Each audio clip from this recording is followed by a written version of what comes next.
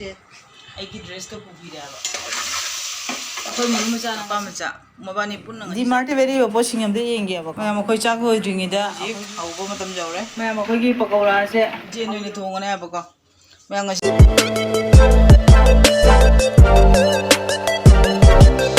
Nita Production. ꯗꯤꯃꯥꯔꯠꯇ ꯂꯩꯔꯤꯕ ꯄꯣꯠꯁꯤꯡ ꯑꯝꯇ ꯌꯦꯡꯒꯦꯕꯀꯣ ꯄꯄꯥꯅ ꯍꯧꯖꯤꯛ ꯇꯝꯈ ꯂꯩꯔꯛꯏꯃꯤꯁꯦ ꯑꯪꯀ ꯃꯣꯟ ꯑꯣꯏꯅ ꯑꯃꯨꯛ ꯂꯩ ꯄꯣꯔꯦ ꯇꯕꯣꯏꯗꯤ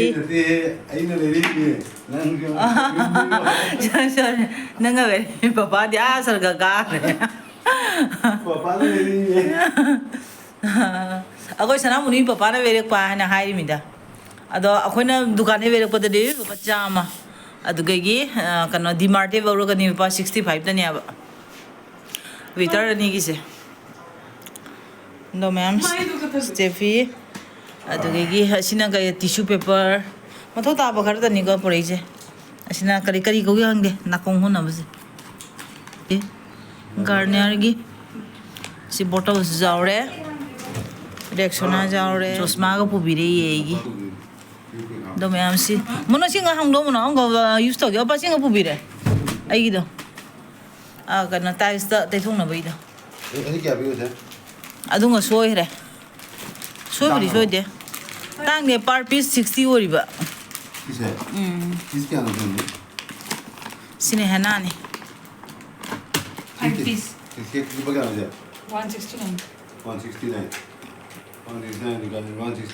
ꯃꯌꯥꯝ ꯉꯁꯤꯁꯦ ꯑꯩꯒꯤ ꯕꯥꯔꯗꯦ ꯅꯨꯃꯤꯠꯅꯦꯕꯀꯣ ꯑꯗꯣ ꯃꯌꯥꯝ ꯍꯧꯖꯤꯛꯁꯦ ꯄꯨꯡ 10:30 ꯇꯥꯔꯦ ꯑꯗꯣ ꯃꯌꯥꯝ ꯀꯩꯅꯣ ꯇꯧꯔꯦ ꯑꯍꯥꯟꯕꯃꯛꯇꯗ ꯑꯩꯒꯤ ꯏꯆꯥꯅꯨꯄꯤ ꯑꯅꯤꯒ ꯍꯟꯗꯛꯀꯤ ꯃꯃꯥꯡꯒꯤ ꯆꯍꯤ 1-2-3ꯁꯦ ꯏꯆꯥꯅꯨꯄꯤ ꯄꯨꯝꯅꯃꯛ ꯑꯅꯤꯃꯛ ꯑꯩꯈꯣꯏ ꯄꯨꯟꯅꯦꯕꯀꯣ ꯍꯟꯗꯛꯇꯤ ꯄꯨꯟꯅ ꯂꯩꯃꯤꯟꯅꯔꯦ ꯑꯗꯣ ꯃꯌꯥꯝ ꯑꯍꯥꯟꯕꯗꯗꯤ ꯃꯕꯥꯅꯤꯅ ꯑꯩꯒꯤ ꯕꯥꯔꯗꯦꯒꯤꯗꯃꯛꯇ ꯉꯔꯥꯡꯒꯤ ꯇꯧꯕꯤꯔꯛꯏꯅꯦꯕꯀꯣ ꯑꯗꯨꯅ ꯏꯆꯥꯅꯨꯄꯤ ꯑꯅꯤꯒ ꯑꯩꯈꯣꯏ ꯃꯤꯁꯇꯔꯒ ꯑꯍꯥꯟꯕꯃꯛꯇꯗ ꯅꯨꯡꯁꯤꯕ ꯐꯣꯡꯗꯣꯛꯆꯔꯤ ꯑꯗꯨꯒꯤ ꯃꯊꯪꯗ ꯃꯌꯥꯝ ꯑꯩꯒꯤ YouTube-ꯀꯤ ꯏꯆꯤꯟ ꯏꯅꯥꯎ ꯄꯨꯝꯅꯃꯛꯄꯨ ꯅꯨꯡꯁꯤꯕ ꯐꯣꯡꯗꯣꯛꯆꯔꯤ ꯀꯩꯅꯣ ꯍꯥꯏꯗ ꯑꯩꯒꯤ ꯀꯩꯅꯣ ꯕꯥꯔꯗꯦ ꯋꯤꯁ ꯇꯧꯕꯤꯔꯛꯄꯒꯤꯗꯃꯛꯇ ꯑꯗꯣ ꯃꯊꯪꯗ ꯃꯌꯥꯝ ꯑꯩꯒꯤ Facebook-ꯀꯤ ꯏꯆꯤꯟ ꯏꯅꯥꯎ ꯄꯨꯝꯅꯃꯛꯅꯁꯨ ꯑꯩꯉꯣꯟꯗ ꯕꯥꯔꯗꯦ ꯋꯤꯁ ꯇꯧꯕꯤꯔꯛꯄꯒꯤꯗꯃꯛꯇ ꯊꯦꯡꯛ ꯌꯨ ꯁꯣ ꯃꯆ ꯑꯗꯣ ꯃꯌꯥꯝ ꯉꯁꯤꯗꯤ ꯑꯩꯅ ꯈꯟꯕꯀꯣ ꯑꯌꯨꯛꯇꯒꯤ ꯑꯩꯒꯤ ꯕꯥꯔꯗꯦꯁꯦ ꯉꯔꯥꯡ ꯅꯨꯡꯗꯥꯡꯗ ꯀꯦꯛ ꯃꯆꯥ ꯑꯃ ꯀꯛꯈ꯭ꯔꯕꯅꯤꯅ ꯃꯣꯏ ꯀꯅꯥꯝꯅ ꯑꯩꯉꯣꯟꯗ ꯊꯧ ꯁꯥꯕꯤꯔꯔꯣꯏꯅꯅꯦ ꯑꯗꯨꯝ ꯈꯟꯖꯕ ꯑꯗꯣ ꯗꯤꯟꯁꯦ ꯃꯣꯏ ꯃꯥꯏ ꯃꯊꯧ ꯆꯠꯅꯈ꯭ꯔꯦ ꯀꯅꯥꯃꯨꯛ ꯀꯔꯤꯝ ꯉꯥꯡꯅꯗ꯭ꯔꯦꯕꯀꯣ ꯃꯌꯥꯝ ꯑꯗꯣ ꯍꯧꯖꯤꯛꯁꯦ ꯍꯞꯇꯥꯗ ꯑꯩꯉꯣꯟꯗ ꯍꯥꯏꯔꯤꯕ ꯕꯥꯔꯗꯦꯒꯤ ꯅꯉꯣꯟꯗ ꯀꯩꯅꯣꯝꯃ ꯄꯤꯗꯣꯏꯅꯤꯀꯅꯦ ꯍꯥꯏꯔꯤꯕꯀꯣ ꯃꯌꯥꯝ ꯀꯔꯤ ꯄꯤꯕ ꯑꯝꯇ ꯌꯦꯡꯉꯁꯤ ꯍꯥꯏꯕꯀꯣ ꯌꯦꯡꯁꯤ ꯃꯌꯥꯝ Happy birthday gift. Thank you. Achi noi huna piriro. Isan pianina piro. Thank you. Aina khanbana isan pianina ngarang birthday gi cake piba duga adura loira mare aina khanjaba. Ado amta engjage hangdonga kari pono aina. Jam nungsi he. Namna nungsi ba ado yengsi isan pianina piba ponina. Ono kayo sibo. Piro mani. Piro mani na may engi. Prado ni. Nas yoga. Asan lang na mo yuri yan yung ano. Bilan niyo ulit ito. Jan. Amta hangdo to din so. Ipaparo hangde. Do may ichan pi ani na ngarang nung hangdi cake ka pi na kakre ko. Ado hujig na mo mani na je ai ki dress ka pupira ba. No na pa so ai nagsaba ko ni handa. Do fajabre yung may fajay de may comment na haibiro ba ko. Machu se fajabra ai di jam pamja na machu se. Sige machu se jam bichadri. Amta hurra amta lay. Sembur. Tiya ka to tri. Firon werakpadane ko do monona moi halakpada chawin khrajune moi kana ready made oina veina poriya ko do mayam chare ada chara matunda da moi bana su kana jin ga veina poriya ko ado mayam jin singa si aina thongro ya ko ngasi di moi mapa macha moi changa ga thong doine ko ado monu macha isan pia tombi ne de mapa ne mono ne moi changa thongi dore mayam do asigi jin sina ne ngawgani ai ko pakora hawni ai mayam asina pakora hawrani adugagi ajai sisina ne thongdoi ba ko ado aina di amau thongro ngasidi moina thongaga ingon pijadoine ba ko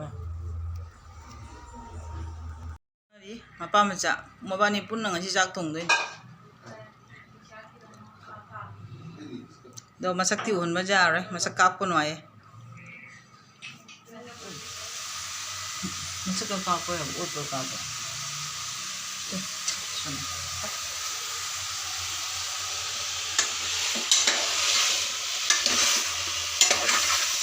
ꯑꯩꯈꯣꯏ ꯃꯔꯨ ꯃꯆꯥꯅ ꯉꯁꯤꯗꯤ ꯖꯦꯟ ꯊꯣꯡꯉꯦ ꯀꯨꯀꯔꯗ ꯍꯥꯎꯁꯨ ꯍꯥꯎꯗꯣꯏꯅꯤ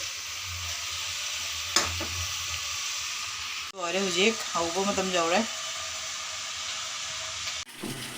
ꯌꯦꯡꯒꯦ ꯃꯨꯜꯂꯕ ꯃꯨꯜꯂꯕ chicken pakora 이찬우비야 하고가 치킨 pakora और test तौरगा जेंगे सुमदना cooker जांग नबाइना जेन थोंगे सदना pakora तौरे ma'am अखोई चाक होइद्रिङिदा अखोइगी ngसाइगी चिकन पकौड़ा सिगा जूस सिगा ओइना एइगा मोनोगा अखोइ हुम थागे आबको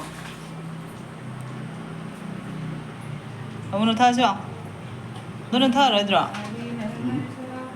अखोइ हुम थासी मैम अखोइगी पकौड़ा से हौरी हौरिङिदा खाइबोमदि चाबा लोइसनगरे अदो वैरमदाइगी पकौड़ानी मैम से सिगता ngaire पक चाबा लोइसनगरे आबको नो मैम सिगना जेनजे फजना सौरे मां ngasi थोंजे फजना हाउरे जीजी थंबिरंगे मैं करती हूँ माँ कौन सा जाने हुजी